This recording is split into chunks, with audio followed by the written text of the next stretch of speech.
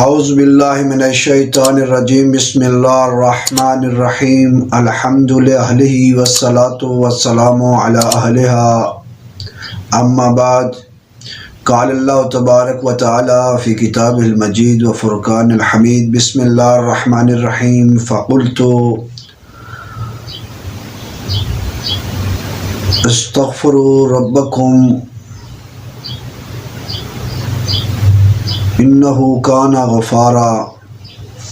سورہ نوح جس میں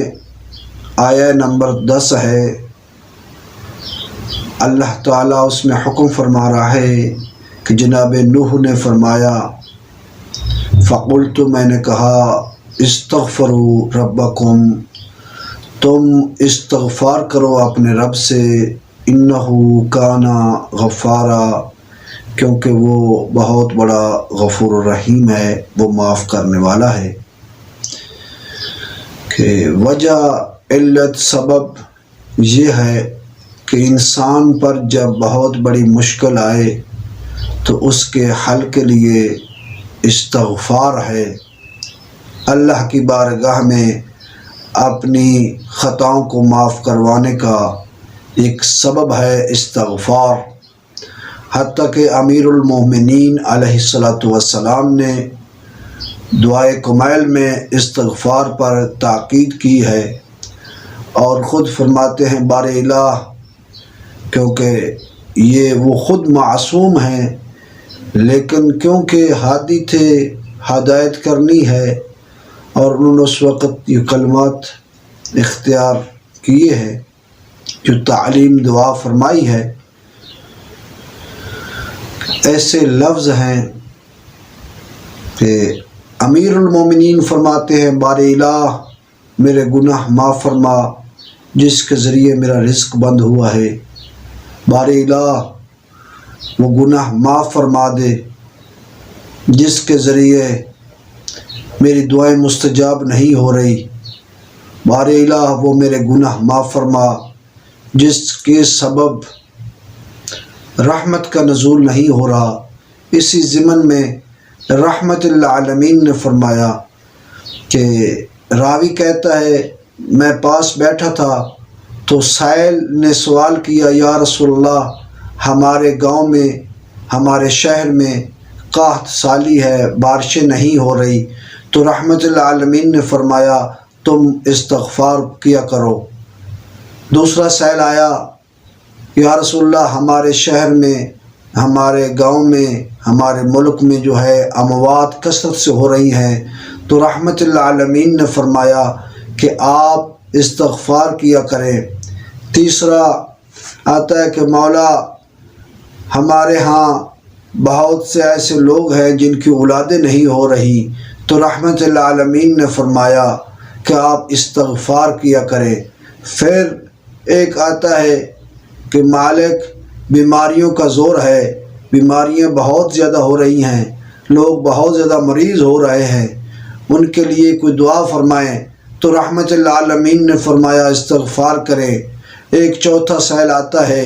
وہ کہتا ہے کہ یا رسول اللہ، آپ اللہ کے حبیب ہیں، آپ اللہ کی بارگاہ میں ہمارے لیے دعا کریں کہ ہمارے رزق میں برکت نہیں ہے، تو رحمت للعالمین نے فرمایا آپ استغفار کیا کریں۔ حتیٰ کہ جو سوال سائل آتا وہ سوال کرتا گیا، رحمت للعالمین نے فرمایا آپ اس کے لیے استغفار کریں۔ تو راوی کہتا ہے میں نے عرض کی یا رسول اللہ، لوگوں نے مختلف سوال کیے ہیں اور آپ نے ایک ہی جواب دیا ہے کہ آپ استغفار کریں۔ اس استغفار کی تعداد کتنی ہے، کتنی دفعہ پڑھنا ہے، اس قبل کہ میں یہ واضح کر دیتا ہوں کہ رحمت للعالمین نے فرمایا کہ اگر آج سے لے کر قیامت تک میری زندگی ہو اور لوگ مختلف سوال کریں، لیکن ان سوالوں کا جواب، ان سختیوں کا، ان پریشانیوں کا جو حل ہے اس کا نام استغفار ہے، وہ لوگ استغفار کریں تو اللہ کی ذات جو ہے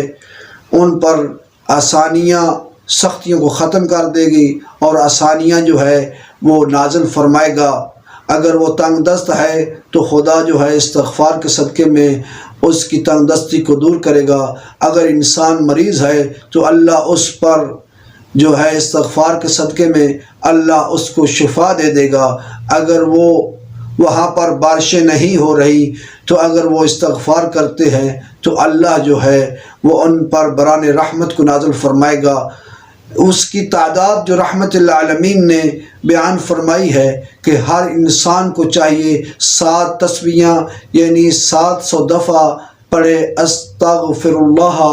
ربی و اتوب الیہ۔ انسان جس کام کے لیے، جس مشکل کے لیے اس 7 تسبیحوں کا یعنی 700 دفعہ استغفار کا ورد کرے گا، خدا اس کی مشکل کو آسان کر دے گا، اس کی پریشانیوں کو دور کر دے گا۔ اور اگر انسان بے آس ہو جاتا ہے تو اللہ کی ذات کے خود قرآن میں فرما رہی ہے کہ لا تقنطوا من رحمت اللہ، اللہ کی رحمت سے نا امید نہ ہو، کیونکہ وہ سب سے بڑا غفور الرحیم ہے۔ تو اللہ جو ہے اس کی رحمت سے نا امید نہ ہو، بلکہ جو بھی مشکل ہو تو اللہ کی ذات پر توکل کر کے آپ نے یہ 7 تسبیحیں جو ہیں یعنی 700 دفعہ پڑھیں استغفر اللہ ربی و اتوب الیہ، تو اللہ تعالیٰ آپ کی مشکلات کو آسان فرمائے گا۔ پھر بھی ہماری دعا ہے اللہ تعالیٰ محمد و آل محمد کے صدقہ میں جو مومن مومنات مریض ہیں ان کو صحت کلی عطا فرمائے، جو انسان بے اولاد ہیں اللہ تعالیٰ ان کو اولاد نرینہ عطا فرمائے، مقرضین کے قرض پردہ غیب سے ادا فرمائے، اور آخر میں دعا ہے حجت آل محمد منتقم آل محمد کا جلد ظہور فرمائے۔